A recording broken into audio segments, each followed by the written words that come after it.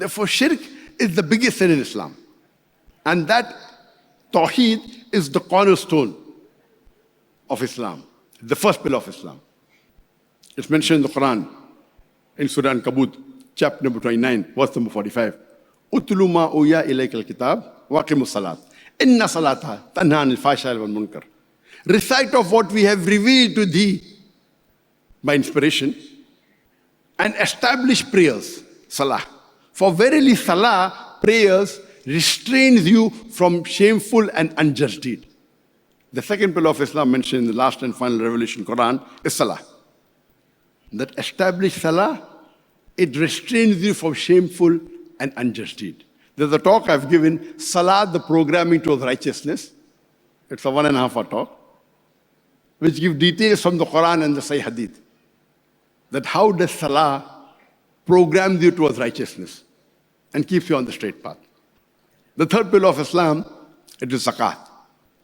Every rich Muslim who has a saving of more than the nisab level, 85 grams of gold, he or she should give 2.5% of that saving every lunar year in charity. It's called the Zakat.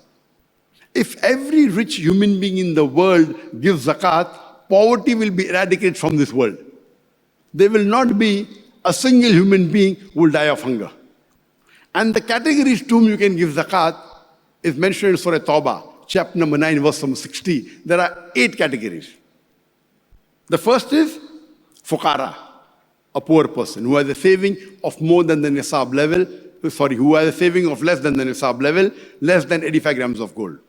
Number 2 is masakin, a needy person. Number 3 is amilun, a person who collects the zakat, you can give a salary from that. Number 4 is mu'allafatul qulub, those whose hearts are coming towards Islam. Use zakat money.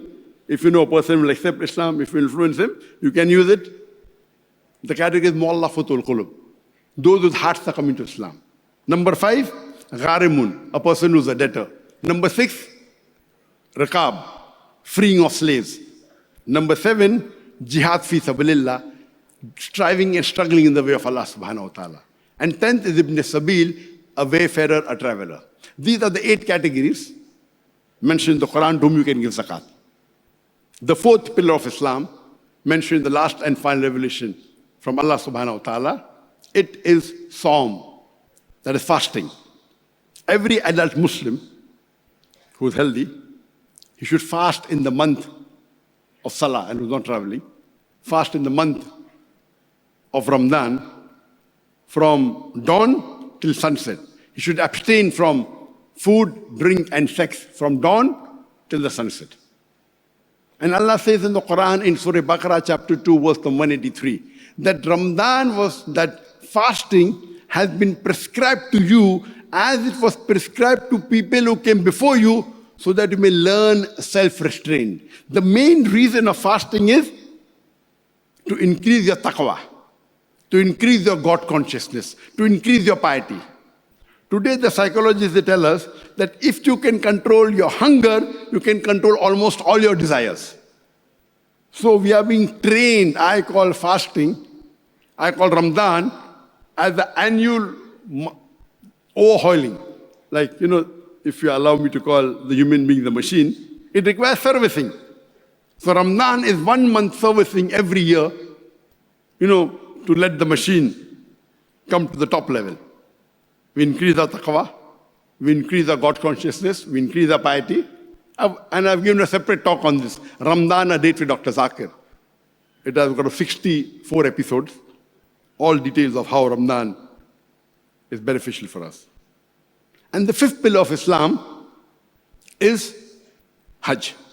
Every adult Muslim who has the health and the means to perform Hajj, that is pilgrimage to the holy city of Makkah, Mina, Arafat, in the month of Hajj, during the dates, compulsory at least once in his lifetime. Hajj is the biggest annual gathering in the world, where about 4 million people gather in Makkah, Mina, Arafat. 4 million people from different parts of the world, from USA, from Canada, from UK, from Saudi Arabia, from India, from Pakistan, from Malaysia, from Indonesia. the men are dressed up in 2 pieces of unsewn white cloth on the command of Labbaik Allahumma Labbaik. Here we are, oh my Lord, here we are. It is the biggest annual gathering in the world.